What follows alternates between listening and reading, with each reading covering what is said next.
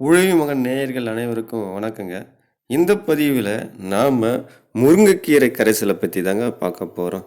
முருங்கைக்கீரை பார்த்தீங்கன்னா மனிதருக்கு எக்கச்சக்கமான நன்மைகளை கொடுக்குதுங்க. அதே போல் தாங்க தாவர வளர்ச்சிக்கு இந்த முருங்கைக்கீரை கரைசல் என்பது மிகப்பெரிய ஒரு வரப்பிரசாதமே சொல்கிறாங்க. இந்த முருங்கைக்கீரை கரைசலை நம்ம பயிர்கள் மீது தெளிக்கும் போது நல்ல வளர்ச்சி காணப்படுங்க. வாங்க இந்த முருங்கைக்கீரை கரைசலை எப்படி தயாரிக்கலாம் என்பதை இந்த பதிவில் பார்க்கலாம். முழுசாக இந்த பதிவை பாருங்கள். அப்போ தான் எப்படி இந்த கரைசலை தயார் பண்ண முடியும் என்பதை நீங்கள் கற்றுக்க முடியும். வாங்க. முதல்ல நம்ம நல்ல வளமாக இருக்கிற ஒரு முருங்கை மரத்துலேருந்து முருங்கைக்கீரையை நம்ம ஒடித்து எடுத்துணுங்க. இப்போ நாம் அதை தான் செய்கிறோம். நல்லா வளமாக இருக்கிற அந்த முருங்கை மரத்துலேருந்து நம்ம முருங்கைக்கீரையை நம்ம ஒடித்து எடுத்துக்கிறோம். இதனுடைய அளவு பார்த்திங்கன்னா 1 கிலோ இருந்தால் போதுங்க.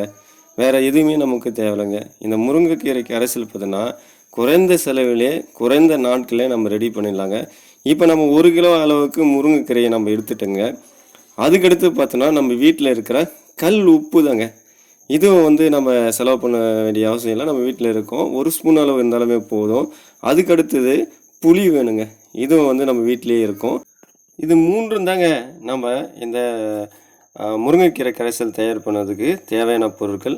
அடுத்தது ஒரு டப்பாங்க, பிளாஸ்டிக் டப்பா வேணும். அல்லது ஏதோ ஒரு ட்ரம் இருந்தால் கூட பரவாயில்ல. நான் சின்னதாக ஒரு டப்பா எடுத்துட்டேன்.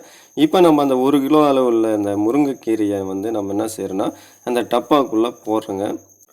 முருங்கைக்கீரை கரைசல் பார்த்திங்கன்னா காய்கறிகளுக்கு மிகவும் பயனுள்ளதாக இருக்குங்க. காய்கறி செடிகள் அதிகமாக வளருவதற்கும் பூ பூப்பதற்கும் இந்த முருங்கைக்கீரை கரைசல் அதிக அளவு பயன்படுத்தலாங்க. குறிப்பாக வெண்டைக்காய், மிளகாய், கத்திரிக்காய் போன்ற செடிகள் அனைத்தும் செழுமையாக வளருங்க. அதிகமான காய்களும் இது வைக்குங்க.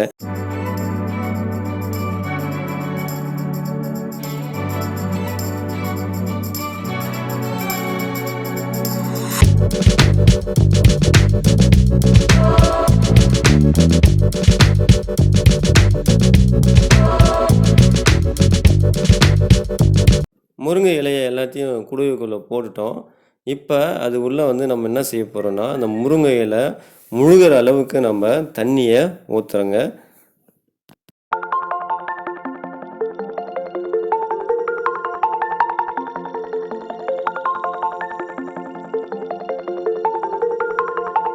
முருங்கை இலை முழுகிற அளவுக்கு தண்ணி ஃபுல்லாக ஊற்றிட்டோங்க.